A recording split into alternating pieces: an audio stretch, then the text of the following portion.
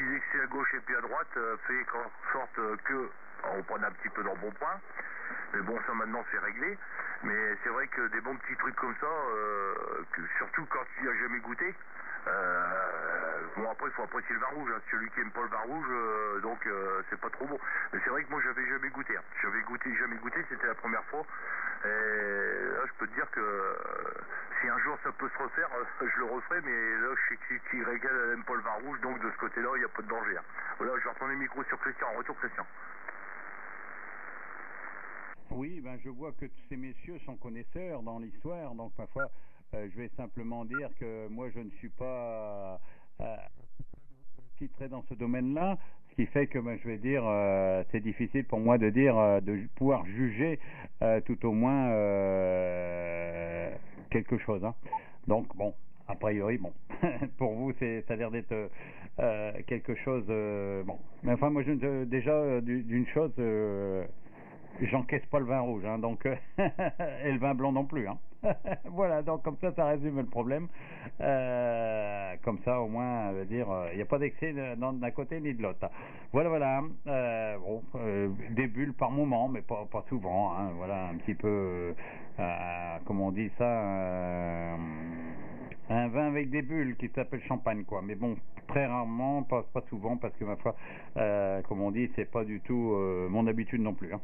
Voilà, en ce qui concerne tout ça. Mais bon, quand je veux dire, moi, celui-là qui apprécie quelque chose comme ça, je suis pas contre, hein. Au contraire, ça lui permet de pouvoir, je vais dire notamment, apprécier le plat, hein. Il y a aucun souci là. Voilà, ma foi, je vais pas m'éterniser là-dessus, comme je ne sais pas, je suis pas cuistot, hein. Par contre, Christophe a l'air d'être sérieusement attitré là-dessus. Madame doit être contente. Retour, Christophe. Oh, attends, je vais laisser un petit blanc quand même. Merci Christophe de m'avoir repassé le microphone. Voilà. Et le petit blanc, je l'ai bu. Alors, oui, j'aime bien parce que bon, c'est vrai que c'est... Moi, les morceaux de viande, je découpe, etc. Enfin, alors j'aime bien aussi, c'est le... Bon, alors, il y a deux façons de le préparer, le chevreuil de peau. Bon, pour faire faisander le chevreuil, c'est la façon l'ancienne et la marinade. Le faisander, c'est que tu prends ton morceau de viande, tu creuses un trou dans la terre, tu le mets dans la terre, tu recouvres de la terre, tu viens le rechercher 2 jours après. Tu le déterres et tu le nettoies avec de l'eau. Et après, tu le fais faisant, du moins après, là il est faisandé. Une fois que tu le remets dans la marinade, etc., des carottes, etc., enfin, ça soit la moitié de ton plat, hein, surtout, tac. Tous les jours, tu le retournes ton morceau de viande pendant 2 à 3, 4 jours. Voilà. Ça, c'est pour le morceau de viande. Pour faisander. Autrement, je fais de la gigue au barbecue à l'étouffée. Alors, je sais pas si tu connais ça, Justin. J'achète, comment dire, de la glaise, voilà. Et je prends bien sûr un roule à pâtisserie, tu sais, le costaud, hein, pas le creux, hein. Puis je tape dessus, je roule, etc.